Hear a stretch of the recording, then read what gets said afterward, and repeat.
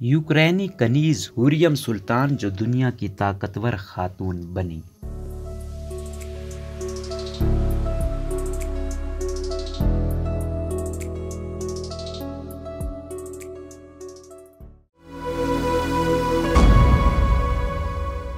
ظفر سید کے مطابق مغربی یوکرین کے 9000 آبادی والے قصبے روہاتین کے ایک پارک میں ایک 15 فٹ اونچے ستون پر کانسی سے بنا ایک خاتون کا بلند و بالا مجسمہ کھڑا ہے۔ آپ اگر کسی مقامی باشندے سے پوچھیں کہ یہ کس کا مجسمہ ہے تو وہ آپ کو روکسولانا کا نام بتائیں گے۔ یوکرین میں انہیں ناستیا لوسوسکا بھی کہا جاتا ہے، مگر بقیہ دنیا میں عثمان سلطان سلیمان علی شان کی طاقتور ملکہ ہوریم سلطان کے نام سے مشہور ہیں۔ واضح رہے ہمارے ہاں انہیں عام طور پر ہوریم کہا یا لکھا جاتا ہے، مگر اصل نام خرم ہے، جس کا مطلب خوشباش۔ ہوریم سلطان کا مجسمہ یوکرین کے قصبے میں کیا کر رہا ہے، اس لیے کہ زیادہ تر مورخین کے مطابق وہ 1502 کے لگ بھگ یہی پیدا ہوئی تھی۔ سلیمان علی شان 1520 سے 1566 تک حکمران رہے اور اس کے عہد کو عثمانی سلطنت کا سنہرا دور قرار دیا جاتا ہے۔ اس دوران نہ صرف عثمانی سلطنت نے جنگی میدان میں بے مثال کامیابیاں حاصل کی، بلکہ ثقافت کے مختلف شعبوں، علوم و فنون اور فن تعمیر کو بے حد فروغ ملا۔ دھوبی گر سے سلطان کی منظور نظر تک۔ یورپی ہوریم سلطان کو روکسولانا کہتے ہیں، جس کا مطلب ہے روکسولانیا کی لڑکی۔ روکسولانیا کچھ اور نہیں بلکہ اسی یوکرینی کا لاطینی نام ہے جہاں آج کل جنگ چھڑی ہوئی ہے۔ اگرچہ ٹھوس تاریخی شواہد موجود نہیں ہیں، لیکن روایت یہی کہتی ہے کہ ہوریم سلطان 1505 کے لگ بھگ مغربی یوکرین میں پیدا ہوئی تھیں اور انہیں 15 برس کی عمر میں کرائمیا سے تعلق رکھنے والے بردہ فروشوں نے اغوا کر کے استنبول میں بیچ ڈالا تھا۔ استنبول میں عثمانی سلطنت کے وزیر اعظم ابراہیم پاشا نے، جو سلمان کے بچپن کے دوست بھی تھے، روکسولانا کو خرید کر اپنے دوست کو بطور کنیز پیش کر دیا۔ اس کے بعد جو کچھ ہوا وہ داستانوں اور فلموں میں تو دکھایا جاتا ہے، مگر عام زندگی میں تو ایسا کم ہی ہوتا ہے، چونکہ شہزادے کی کنیزوں کی تعداد بے حساب ہوا کرتی تھی۔ اس لیے اس ہجوم میں ایک عام سے دیہاتی لڑکی کو کوئی خاص حیثیت نہیں تھی، اس لیے روکسولانا کو محل میں کپڑے دھونے کی خدمت پر مامور کر دیا گیا۔ ایک روایت کے مطابق نوجوان شہزادہ ایک رات محل سرا سے گزر رہا تھا کہ اس کے کان میں کسی کے گیت گانے کی آواز پڑی۔ آواز میں اتنی مٹھاس اور بولوں میں اتنا درد تھا کہ اس نے نوجوان شہزادے کے قدم جکڑ لیے۔ سلمان کے سواہ نگار ہیرلڈ نیم لکھتے ہیں کہ شہزادے کو تھوڑی بہت روسی زبان آتی تھی۔ یوکرینی اور روسی زبانیں ملتی جلتی ہیں۔ اس نے روکسولانا سے پوچھا کہ وہ کیا گا رہی ہیں۔ بظاہر ایسا معلوم ہوتا ہے کہ اس مختصر گفتگو میں روکسولانا نے اپنی ذہانت رکھ رکھا اور گفتگو کے سلیقے سے شہزادے کا دل مول لیا۔ ذہانت اور سلیقے سے اس لیے زور ہے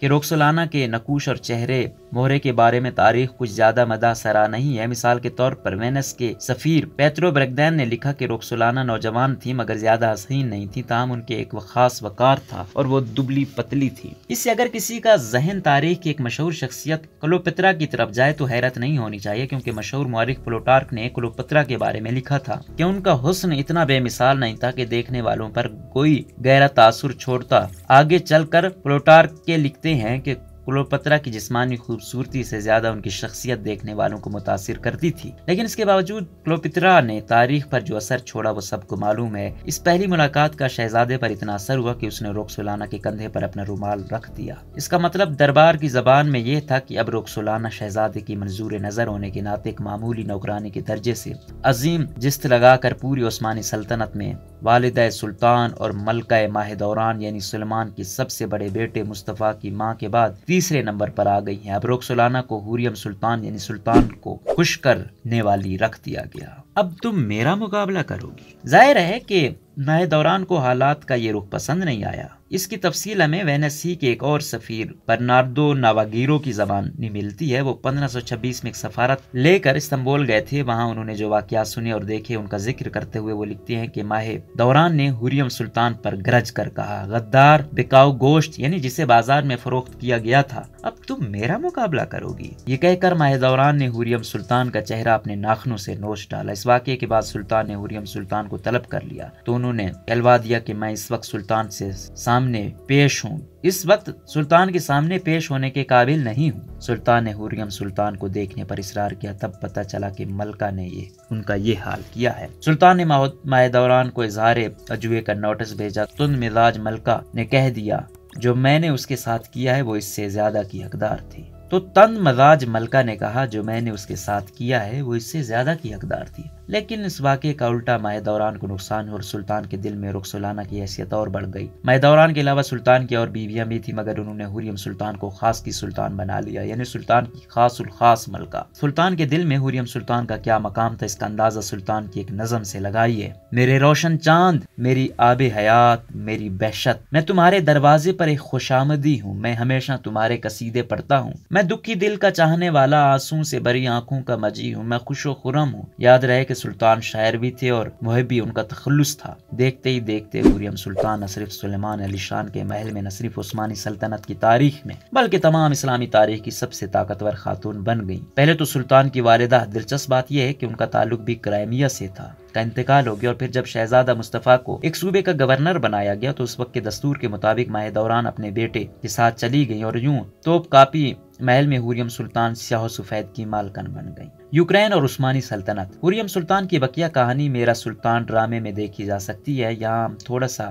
گریز کرتے ہوئے اس کو بتانے کی کوشش کر رہے ہیں۔ یوکرین سے عثمانیہ سلطنت کا حریم سلطان کے علاوہ بھی گہرا تعلق بنتا ہے۔ حقیقت یہ ہے کہ ترکوں کا یوکرین سے یہ واسطہ کہیں پرانا اور کہیں گہرا ہے۔ یہ واسطہ منگول فاتح چنگیز خان کے پوتے باتو خان کی فتوحات سے شروع ہوتا ہے۔ باتو خان نے سن 1223 کے عشرے میں مشرقی یورپ کا خاصا حصہ زیر نگین کر لیا تھا، جس میں یوکرین اور روس کے علاقے بھی شامل تھے، حتیٰ کہ اس نے ماسکو کو بھی فتح کیا تھا، اور وہ بھی سردیوں کے موسم میں۔ یہ وہ کام ہے جو ہٹلر سے نہ ہو سکا تھا۔ خیر، ماسکو اس زمانے میں ایک چھوٹا سا دیہاتی قصبہ ہی تھا، اس لیے باتو خان کے لشکر میں شامل تاتاریوں نے اس میں دلچسپی ظاہر نہ کی، بلکہ اپنے لیے ایک شہر کو بطور دارالحکومت منتخب کیا، جس کا نام رکھا کرم، یعنی کرم بعد میں کرائمیا کہلایا، اور یہی وہ صوبہ ہے جس پر 2014 میں روس نے قبضہ کر لیا تھا۔ 13ویں صدی میں کرائمیا کے تاتاریوں نے اسلام قبول کر لیا۔ تیمور لنگ کی جانب سے یہ علاقے تاراج کرنے کے بعد پورا علاقہ انتشار کا شکار ہو گیا۔ بالآخر ملک خاجی کرائی نامی ایک تاتار جنگی سردار نے کرائمیا پر اپنا جھنڈا گاڑ کر حکومت قائم کی، جو ٹھیک 300 سال تک چلتی رہی۔ اس حکومت کو خانات کرائمیا یعنی کرائمین خانات کہا جاتا ہے۔ خانات کا مطلب بادشاہی ہے، اور اس کا تعلق لفظ خان یعنی سردار سے ہے۔ حاجی کرائی کا مزار کرائمیا کے شہر باغیچہ سرائے میں موجود ہے۔ یہی باغیچہ سرائے ایک عرصے تک کرائی خاندان کا دارالحکومت رہا۔ 1475 میں حاجی کرائی کا بیٹا منقلی کرائی گرفتار ہو کر عثمانی سلطان محمد ثانی کے روبرو پہنچا، اور خانات کرائمیا کو عثمانی سلطنت کا باج گزار بنانے پر آمادہ ہو گیا۔ عثمانیوں کی پشت پناہی ملنے کے بعد منقلی بے اپنے حریفوں کا قلعہ کما کیا، جبکہ اس کے بیٹے نے روسیوں کے ایک لشکر کو ماسکو کے قریب شکست دی، جس کے بعد روسی انہیں خراج دینے پر مجبور ہو گئے۔ خانات کرائمیا اور عثمانی سلطنت کے تعلق آنے والے عشروں میں مضبوط تر ہوتا چلا گیا۔ کرائمیا کے سرداروں کو یہ فائدہ تھا کہ انہیں عثمانیوں کی شکل میں اس زمانے کے سپر پاور کی آشیرواد حاصل تھی، جو آس پاس کے ملکوں کی ان کی طرف ٹیڑھی آنکھ سے دیکھنے سے باز رکھتی تھی، جبکہ عثمانیوں کو خانات کی شکل میں بحیرہ اسود کے اس اہم علاقے پر اپنا تسلط قائم کرنے کی سہولت حاصل تھی۔ اس کے علاوہ عثمانیوں کو ہمہ وقت جاری جنگوں میں حصہ لینے کے لیے خانات کے علاقے سے جری شاہ سواروں کے تازہ دستے بھی برابر فراہم ہوتے رہتے تھے۔ مزید یہ کہ خانات کے سردار آس پاس کے علاقوں سے بڑے پیمانے پر غلام پکڑنے اور انہیں عثمانی سلطنت اور مشرق وسطی میں بیچنے کا کاروبار میں بھی ملوث تھے۔ ایک تحقیقاتی رپورٹ کے مطابق 1500 سے 1700 تک انہوں نے 20 لاکھ کے لگ بھگ غلام اور کنیزوں کی تجارت کی۔ ایسی ایک کنیز حریم سلطان بھی تھی، جنہیں کرائمیا کے ملکہ علاقے سے پکڑا گیا تھا، جو اس وقت پولینڈ کا حصہ تھا۔ غلاموں کی تجارت۔ در حقیقت مشرقی یورپ کا یہ تمام خطہ غلاموں کی تجارت کے لیے مشہور رہا ہے، چنانچہ انگریزی کا لفظ سلیو دراصل سلیو سے نکلا ہے، جو کچھ اور نہیں بلکہ یوکرین اور اس کے آس پاس کے خطے میں آباد لوگوں کو کہا جاتا تھا۔ یہ سلسلہ رومن اور بازنطینی دور سے چلا آ رہا تھا، جس کی وجہ شاید یہ ہو سکتی ہے کہ اس علاقے کے مرد جفاکش اور عورتیں حسین ہوا کرتی تھیں، اس لیے یورپ اور ایشیا کی غلام منڈیوں میں ان کی بہت مانگ تھی۔ اس وجہ سے غلاموں کا نام ہی سلیو پڑ گیا تھا۔ کرائمیا براہ راست عثمانی سلطنت میں شامل نہیں تھا، لیکن عسکری، معاشی اور سیاسی طور پر اسے عثمانی دنیا کا حصہ سمجھا جا سکتا تھا۔ روسیوں کی باج گزاری اور اطاعت کا یہ سلسلہ 1774 تک جاری رہا، مگر اس کے بعد روسی زار کی طاقت ہر آنے والے سال کے ساتھ بڑھتی چلی گئی، اور بالآخر روسی زرینہ کیتھرین دی گریٹ کی فوجوں نے 1783 میں کرائمیا کو فتح کر کے روسی سلطنت کا حصہ بنا ڈالا۔ 1917 کے انقلاب کے بعد کرائمیا بھی سوویت یونین کا حصہ بن گیا۔ دوسری جنگ عظیم کے بعد اسٹالن نے اس شبے کے تحت کہ کرائمیا کے تاتاریوں نے ہٹلر کا ساتھ دیا تھا، ان کے خلاف بڑے پیمانے پر انتقامی کارروائیاں شروع کر دیں۔ ہزاروں خاندانوں کو گھر سے بے دخل کر کے ازبکستان بھیجا گیا، کچھ راستے میں مارے گئے، باقی ازبکستان پہنچ کر بعض رپورٹوں کے مطابق جلا وطن خاندانوں میں سے 40% 2 سال کے اندر اندر مر کھپ گئے تھے۔ اسٹالن نے اسی پر اکتفا نہیں کی بلکہ کرائمیا سے ان کے تمام آثار مٹانے کی بھی کوشش کی، مسجدیں اور قبرستان مسمار کر دیے، پرانے محلات اور قلعے برباد کر دیا تک علاقوں اور شہروں کے پرانے نام تک بدل دیے۔ چنانچہ خانات کرائمیا کے دارالحکومت باغیچہ سرائے کا نام بدل کر پشکنسک رکھنے کی کوشش کی گئی مگر وہ کامیاب نہ ہو سکی۔ پشکن کا نام اس لیے کہ اس عظیم روسی شاعر نے اسی باغیچے سرائے پر مبنی ایک طویل رومانوی نظم لکھی تھی جو روسی ادب کی شاہکاروں میں شمار ہوتی ہے۔ لیکن یوکرین پر عثمانیوں کا اثر و رسوخ کرائمیا تک محدود نہیں تھا۔ مشرقی یوکرین کے کئی دوسرے علاقے بھی ان کے زیر نگین رہے اور عثمانیوں نے یوکرین کے کچھ حصوں پر براہ راست بھی حکومت کی ہے۔ 1672 عثمانی فوج نے سلطان محمد چہارم کی قیادت میں پوڈولیا کو فتح کر کے اسے عثمانی سلطنت میں شامل کر لیا تھا۔ اس علاقے پر پولینڈ کے بادشاہ کی حکومت تھی۔ عثمانیوں نے پوڈولیا کو اپنی ایالیت بنا لیا جس کا مطلب صوبہ سمجھ لیا۔ ایالیت عثمانی سلطنت کا مرکزی انتظامی یونٹ ہوا کرتا تھا۔ تاہم 1699 میں عثمانیوں نے ایک معاہدے کے تحت پوڈولیا کو پولینڈ کو واپس کر دیا۔ صرف عسکری طور پر نہیں، ترکوں نے یوکرین پر ثقافتی اور لسانی اثرات بھی چھوڑے ہیں اور ترکی زبان کا اثر آج بھی یوکرینی زبان پر پایا جاتا ہے۔ مثال کے طور پر یوکرینی زبان میں چرواہے کو چوبان کہتے ہیں جو ترکی زبان سے آیا۔ اسی طرح قلم یعنی قالین، قاون خربوز، ہربوز، تربوز اور بہت سے دوسرے لفظ ایسے ہیں جو ترکی سے آئے ہیں۔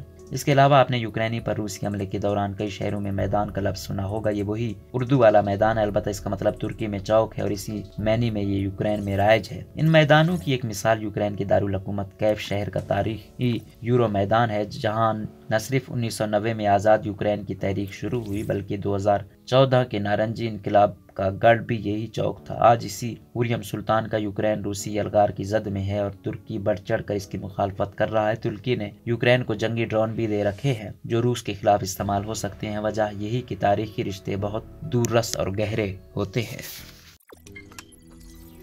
روزنامہ قدرت کی ویڈیو دیکھنے کے لیے ابھی یوٹیوب چینل پر سبسکرائب کریں اور بیل آئیکن پر بھی کلک کریں۔